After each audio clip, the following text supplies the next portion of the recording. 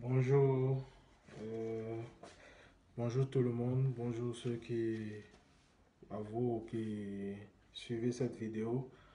Au fait, c'est pour éclaircir quelqu'un sur un point, c'est pour éclaircir un frère, c'est pour éclaircir une soeur par rapport à un sujet qui menace aujourd'hui la jeunesse chrétienne. C'est quoi? C'est les fiançailles et le copinage. Quelle différence il y a entre ces deux types de relations? Nous allons voir ce que la Bible dit par rapport à ce sujet. Et notre test de base sur ce sujet sera Proverbe 18, verset 22. La parole de Dieu dit dans Proverbe 18, verset 22, euh, celui qui trouve une femme a trouvé le bonheur. C'est une grâce qu'il obtient de la part de l'Éternel. Bien-aimé, le copinage d'abord, qu'est-ce que c'est? Le copinage, c'est une relation de flirt. Le copinage, c'est une relation entre deux personnes qui prétendent s'aimer. Oui, j'aimerais utiliser ce terme, qui prétendent s'aimer, qui s'aiment, si vous voulez, et qui comptent vivre leur vie ensemble. Voilà. Maintenant, est-ce que pour toi, jeune chrétien, pour toi qui as accepté Christ, est-ce que Dieu permet que tu sois dans ce type de relation? Parce que beaucoup de jeunes aujourd'hui, malgré qu'ils aient donné leur vie à Christ, ils ont toujours leurs petits copains, leurs petites copines à côté, et ils pensent que, bon, ils sont dans la volonté de Dieu. Bien aimé, quand tu viens à Jésus, tu renonces à toi-même. Accepter Jésus, c'est renoncer à soi. Et quand on dit renoncer à soi, c'est renoncer à sa propre volonté. Dit, faire passer en premier la volonté de Dieu. En toute chose, dans tout ce que tu veux faire, dans tout ce que tu entreprends, tu comptes d'abord sur la volonté de Dieu. Qu'est-ce que Dieu dit par rapport à ce sujet? C'est ça qui passe en premier. C'est à ça que tu obéis. Et la volonté de Dieu, c'est ce que nous dit la Bible. Tu n'auras pas la volonté de Dieu en dehors de ce que la Bible te dit. Donc si on est d'accord à ce sujet, on continue. Donc, la Bible, le seul type de relation que la Bible reconnaît, ce sont les fiançailles. Les fiançailles sont le type de relation que la Bible reconnaît. Dans toute la Bible, vous verrez, à beaucoup d'endroits, il est parlé de fiancé, et ta fiancée, et oh, Dieu même identifie le peuple d'Israël à sa fiancée. Et l'apôtre Paul nous dit dans 2 Corinthiens 11, verset 2, il nous dit que il disait à l'église de Corinthe que je vous ai fiancé à un seul époux qui est Jésus-Christ. Donc la Bible parle de long en large de fiançailles. Maintenant, les fiançailles, comment est-ce qu'il faut se fiancer? Comment est-ce que, en tant que jeune chrétien, parce que je suis appelé à me marier, je suis appelé à quitter le célibat, comment je dois euh, prendre au sérieux les fiançailles? Les fiançailles, selon Dieu, c'est quoi? C'est ça que le Saint-Esprit m'a révélé. C'est ça qui se trouve dans ce passage de Proverbe 18 que nous connaissons tous. On a l'habitude de dire celui qui trouve une femme a trouvé le bonheur. Bien aimé, la Bible dit quoi? Celui qui trouve, c'est très important. Le mot trouver a toute son importance là. C'est ça la différence dans ce passage. Et nous verrons dans les évangiles, Jésus dit, demandez et l'on vous donnera, cherchez et vous trouverez, frappez et l'on vous ouvrira. Donc, pour trouver quelque chose, il va falloir le chercher.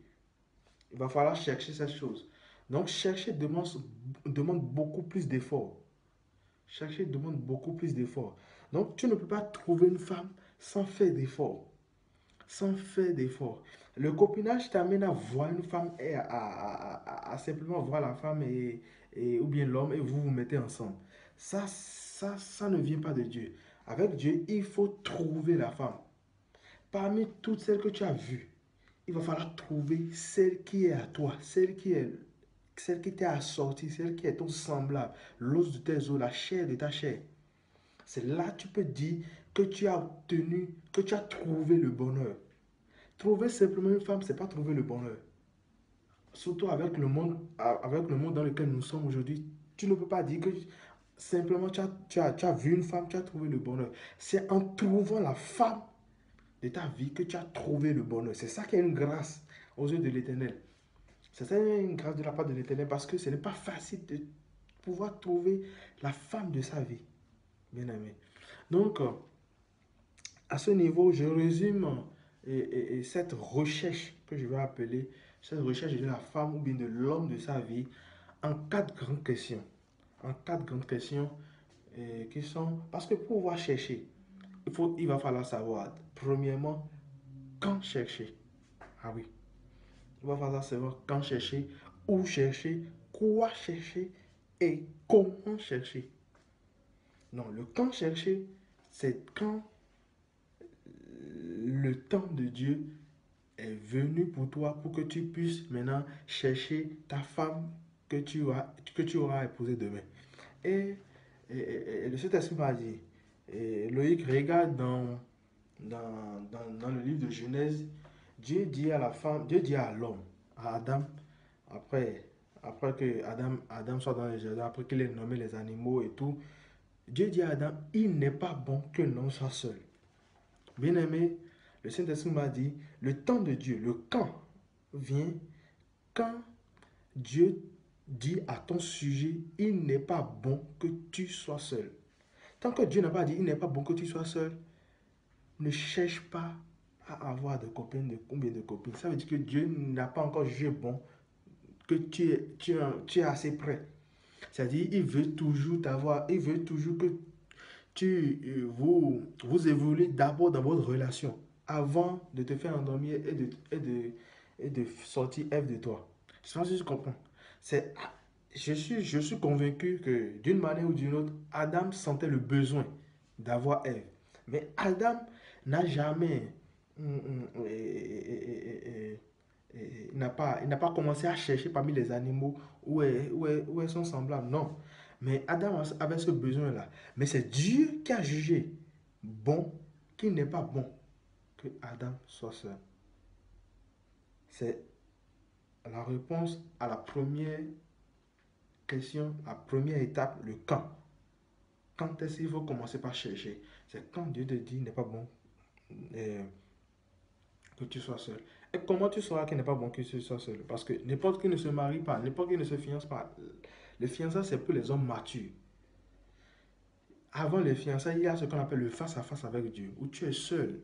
Quel que soit ton âge, tu es seul avec Dieu. Tu intensifies ta relation avec lui, ton intimité avec lui, jusqu'à ce qu'il juge, bon, maintenant il n'est pas bon que tu sois seul, parce qu'il veut t'amener à accomplir des choses pour lui.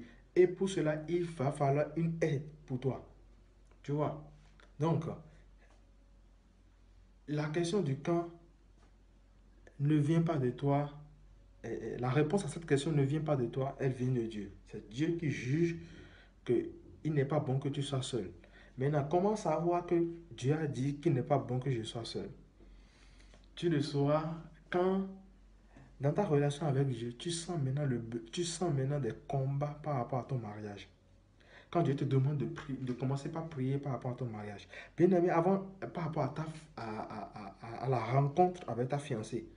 Bien aimé, avant tout ça, que tu sois jeune, adolescent ou quoi, tu as intérêt à prier, à commencer par prier pour ton mariage. Parce que la prière que tu fais aujourd'hui peut agir dans ton futur, demain. Donc, prier pour le mariage, ça c'est pour tout le monde. Que tu sois encore petit, à bas âge, mineur ou quoi, peu importe. Tout le monde est censé se marier demain. Donc, tout le monde doit prier pour son mariage. Mais, ceux qui sont appelés à chercher leur fiancé, l'étape de la recherche pour pouvoir trouver la femme, ceux-là, ce n'est pas à tout le monde c'est donné. Ce n'est pas à tous ceux qui sont âgés, c'est-à-dire physiquement parlant, mais à tous ceux qui sont mûrs spirituellement, à tous ceux qui ont vraiment cette intimité avec Dieu et Dieu juge maintenant prêt qu'ils maintenant commencent à chercher leur fiancé. Donc, ça, c'est la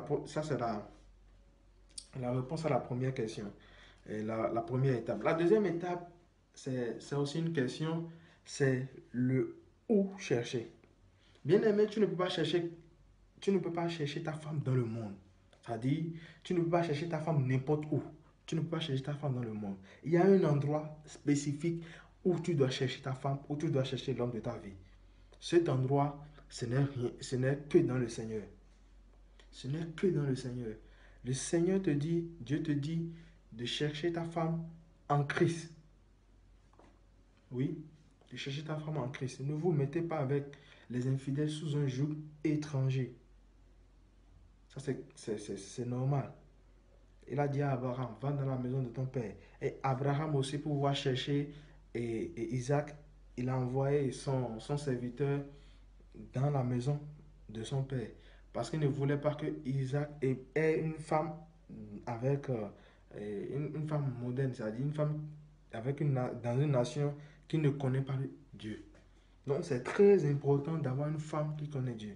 Mais à ce niveau, j'aimerais souligner que Dieu est toutefois souverain.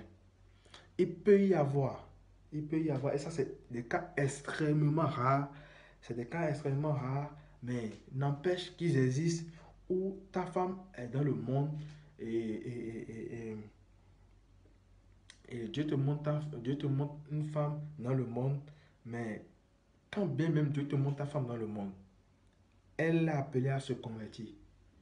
Ce n'est pas parce que Dieu te l'a montré dans le monde et que tu l'as trouvée, que tu as pensé que tu peux la marier en même temps. Non. Ça veut dire que toi, si c'est vraiment le cas avec toi, tu dois beaucoup attendre. Parce que tu dois attendre à ce qu'elle soit vraiment mûre pour, pour pouvoir, pour pouvoir entrer dans cette relation-là avec toi. Tu vois? Donc, je n'exclus pas le fait qu'il peut y avoir ça, mais c'est des cas extrêmement rares. Donc, c'est clair, on est d'accord qu'il faut chercher sa femme en Christ. Il faut que sa femme soit convertie, née de nouveau. Ce n'est pas aller à l'église. Ce n'est pas être responsable d'un département dans l'église. Non. Tu peux faire tout ça là sans être né de nouveau. Né de nouveau, on sent vraiment les fruits de l'esprit en toi.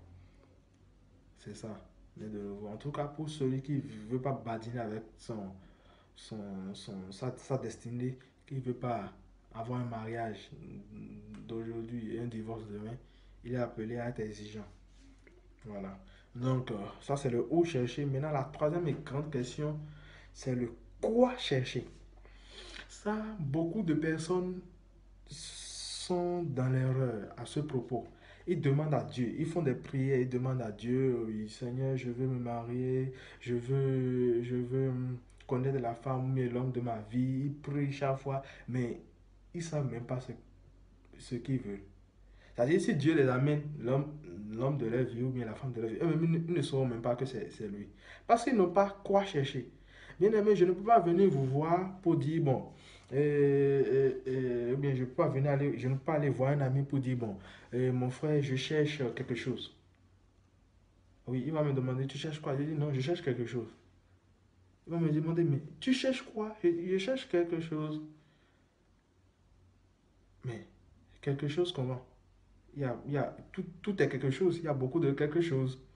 Donc tu dois savoir réellement ce que tu veux. Tu vois, tu dois savoir réellement ce que tu veux. Et même quand je vais le voir, je vais dire, bon, je cherche, comme d'autres me diront, ben, je cherche un mari. Oui, tu cherches un mari, on ne refuse pas. Mais tu cherches une femme, on ne refuse pas. Mais quel type de mari tu veux? Parce que là où tu es, là où chacun de nous nous sommes, nous avons nos préférences.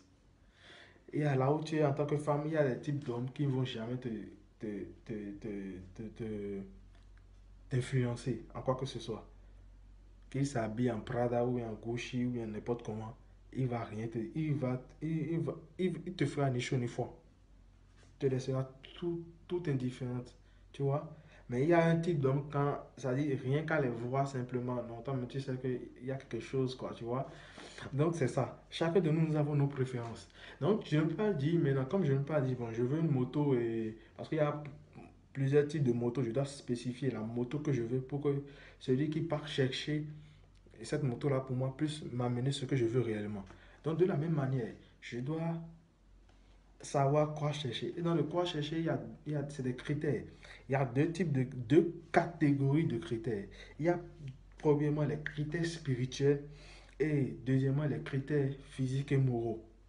Oui, les critères physiques et moraux, je les mets en deuxième position. Le premier critère, c'est les critères spirituels, les valeurs spirituelles. C'est ce que j'appelle l'os des os.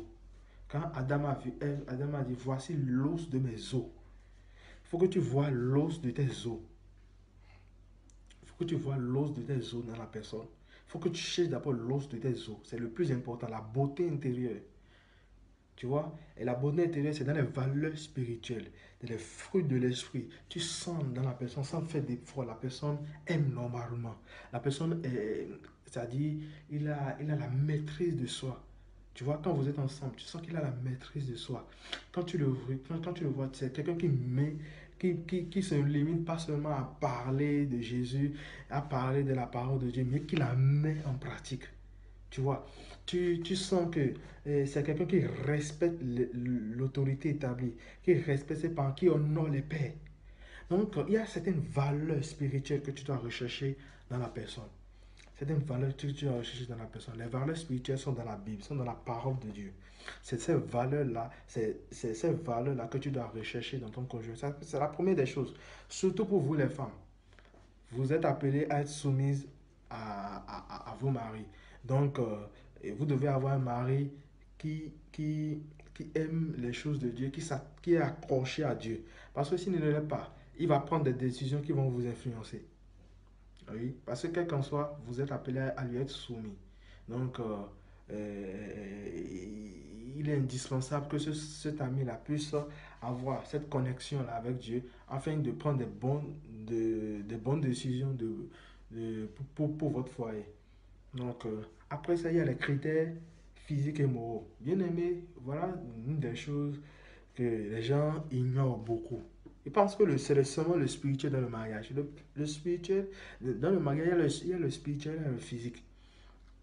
Le physique, tu dois chercher, l'homme que tu veux épouser, la femme que tu dois épouser doit t'attirer. C'est la moindre des choses. Ça doit t'attirer physiquement, sexuellement. C'est-à-dire, tu dois, comme les hommes de Dieu le disent, on ne doit pas t'imposer la main avant que tu, tu n'ailles vers ta femme, vers ton mari. Tu vois? Donc, il y a certains critères. Bon, toi, tu n'aimes pas les hommes courts de taille. Tu n'aimes pas les hommes élancés, ou bien les hommes teint clair, ou bien les hommes. Tu vois, non? Tu as tes préférences à toi. Tu vois? Tu as tes préférences à toi. Donc, tu énumères ces critères-là. Là, tu sais ce que tu veux. Tu vois, maintenant, les critères moraux. Quand je dis les critères moraux, c'est lié aux valeurs naturelles. Tu vois, elle doit savoir préparer, elle doit savoir faire la cuisine, le ménage, elle doit être propre, des trucs comme ça, tu vois.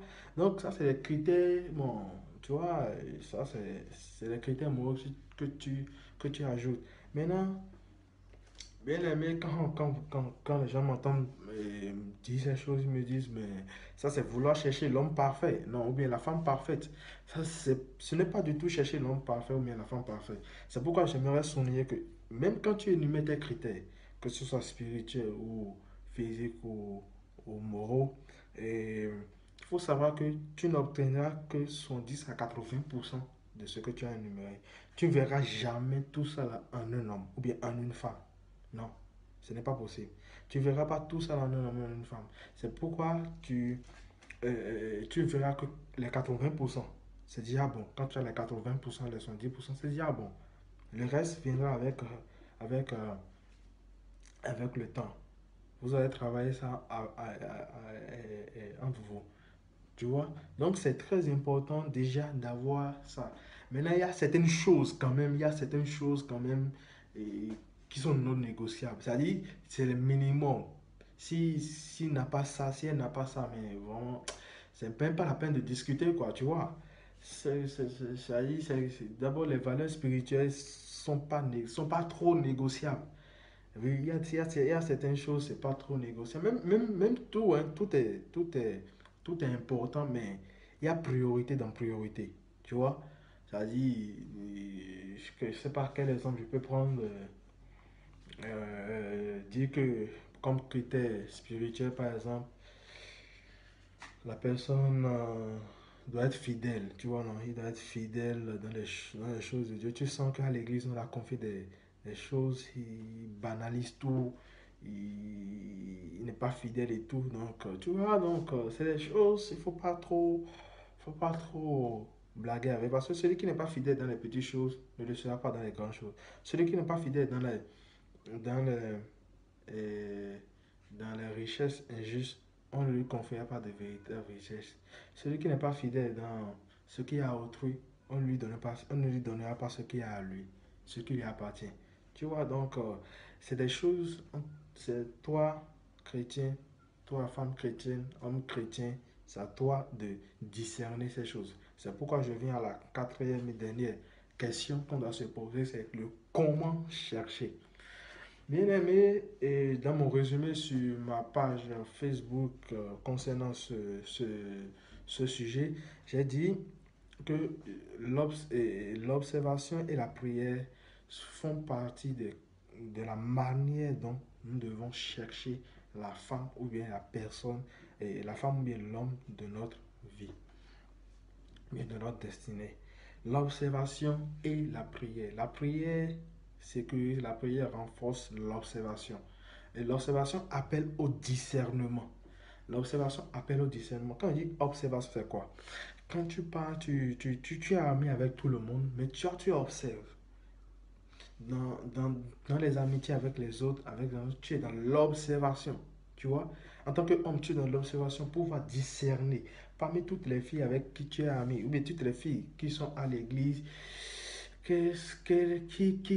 est ton semblable parmi, tu vois? Donc, tu observes. Maintenant, pour pouvoir bien observer, il faut être un homme de prière. Pour pouvoir bien observer, il faut être un homme de prière. Afin que c'est la prière qui va renforcer ton acuité spirituelle. Ouais.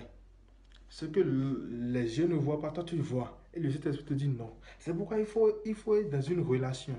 Bien aimé, ce dont je parle, ce n'est pas pour celui qui se cherche encore avec Dieu. Bien aimé, si tu te cherches encore avec Dieu, ce n'est pas la peine de vouloir te marier, ou bien vouloir un fiancé, ou bien une fiancée pour le moment. Non, non, non. Ce n'est pas pour,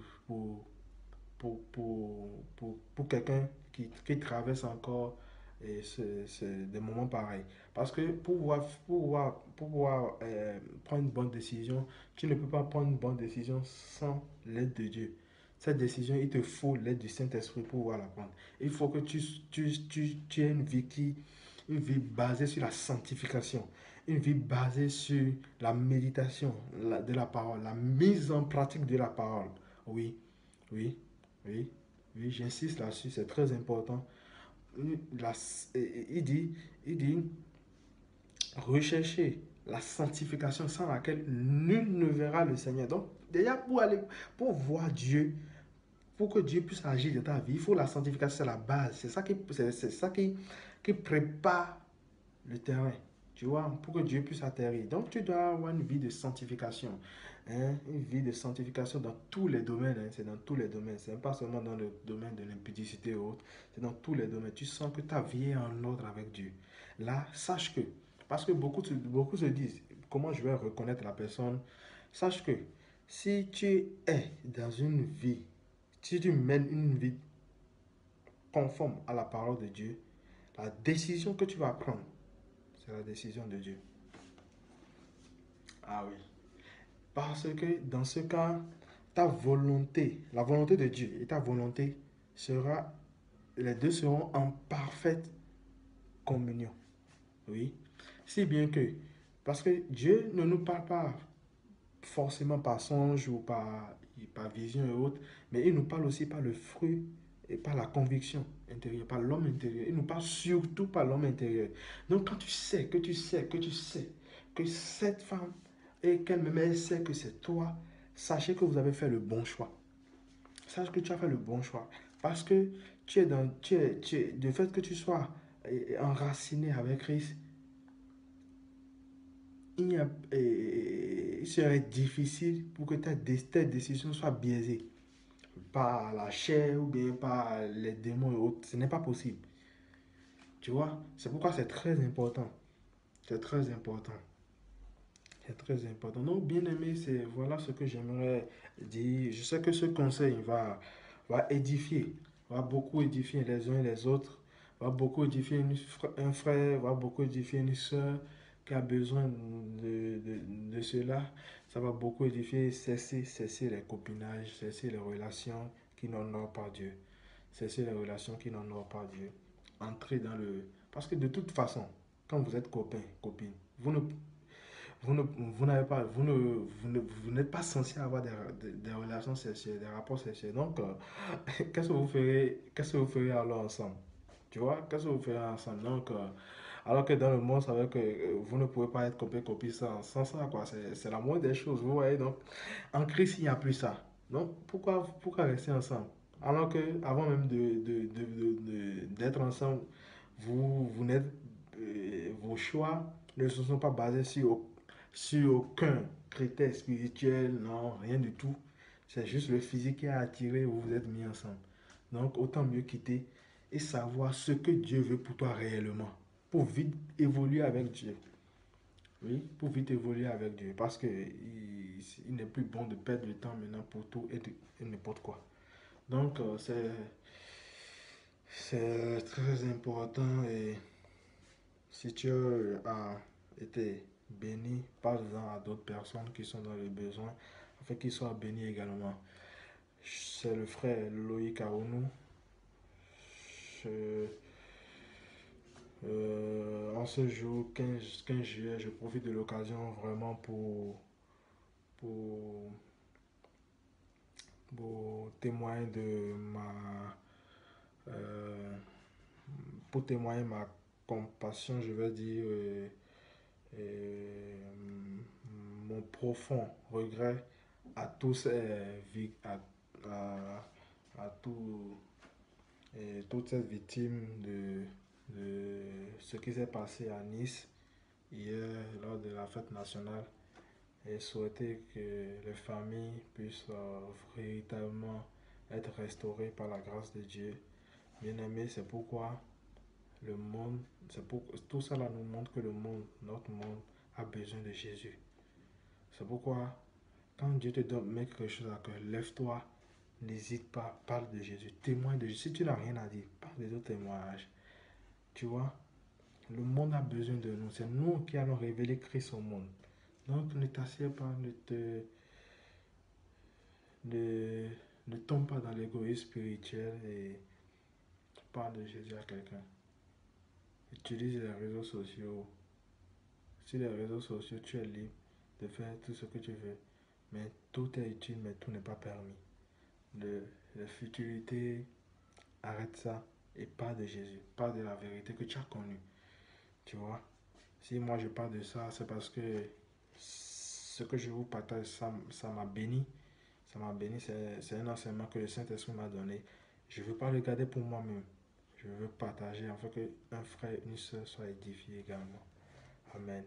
Et à la prochaine pour d'autres édifications. Merci. Ciao. Bye.